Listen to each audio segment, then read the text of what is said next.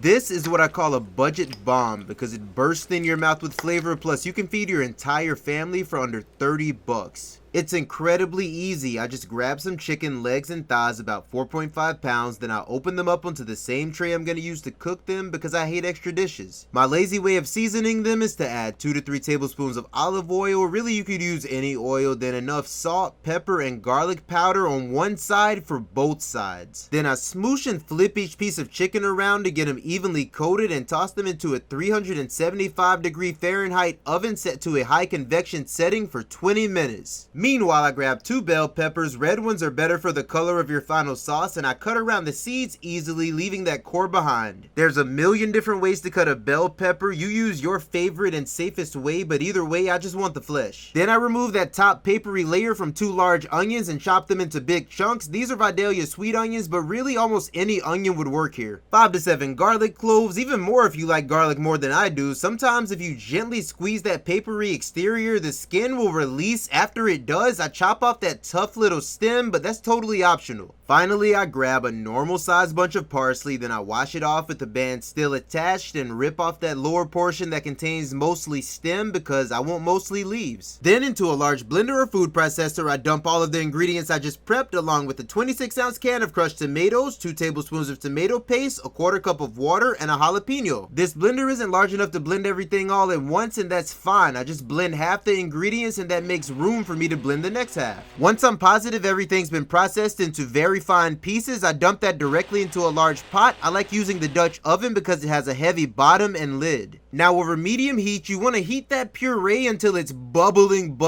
Like if it's not jumping out of the pot, then you need to raise your heat just a little. What I'm doing here is concentrating the flavor of my sauce. I'm not worried about it burning because there's a ton of moisture in there that's gonna prevent that. Now that my sauce is nice and hot, I add in a big pinch of kosher salt and a tablespoon of agave syrup, but you could also substitute honey. Then I carefully lower my chicken into the sauce, leaving most of the grease behind. You can add a little, but if you add too much, your final product will be greasy. I cover it, leaving the lid cracked, and I let that simmer over medium heat until the meat is my preferred tenderness, but you could also toss the entire thing into the oven and check on it periodically. While that simmers away, I'm gonna make an incredibly flavorful pot of white rice. If you want fluffy restaurant quality rice, then you have to wash your rice. My washing process is pretty simple. I fill up a bowl with dry rice, however much I'm gonna cook, then I fill that up with water until it's just above the rice. Then I just agitate the rice, drain the water, and repeat until the water is relatively clear. With the type of rice I'm using, basmati, that usually takes around 2 times and it is well worth it. I drain off as much water as I can using only my fingers, then I dump it into a medium-sized pot,